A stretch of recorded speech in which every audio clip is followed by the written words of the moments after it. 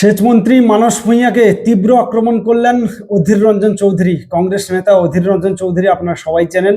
মানস ভূঁইয়া তিনি একটি বিতর্কিত মন্তব্য করেছিলেন।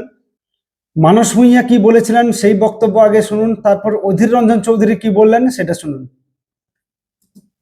আর বাংলার দিকে তাকান, ছোট্ট একটা ঘটনা ঘটলেই গেল গেল গেল রে, কি সর্বনাশ। হ্যাঁ, ঘটনা তো ঘটে, নিজের ফ্যামিলিতে ঘটে।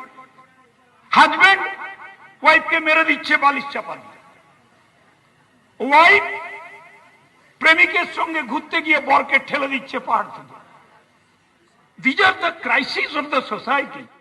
তো মানস ভূঁইয়া যে মন্তব্য করেছেন আপনাদের জানিয়ে রাখি, কসবা কাণ্ড যে হয়েছে, যে মনোজিৎ মিশ্র তৃণমূল নেতা যিনি অ্যারেস্ট হয়েছেন এবং যে ছাত্রীর ওপর তিনি তিনজনে মিলে যে গণধর্ষণ করা হয়েছে, সেই মন্তব্যের প্রেক্ষিতে কিন্তু মানস ভূঁইয়া এই কথা বলেছেন যে ছোট ঘটনা এবং এরকম ঘটনা ঘটতেই থাকে।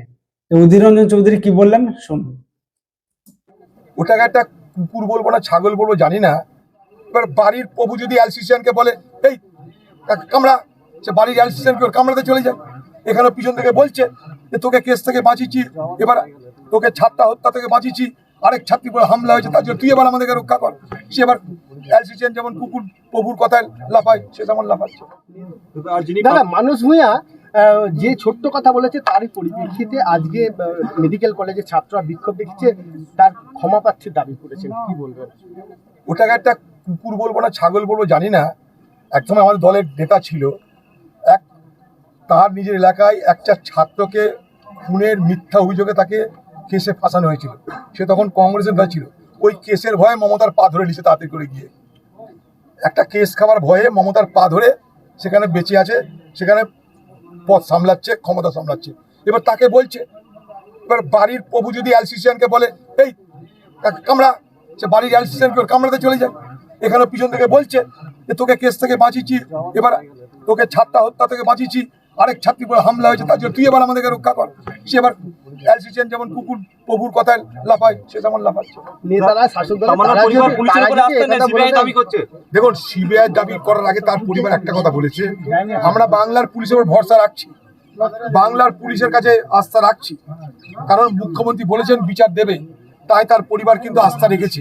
যদি সেই আস্থা তাদের ব্যর্থ হয়, তারা যদি সত্যিকারের বিচার না পান, তখন তার অন্য কিছু ভাববেন।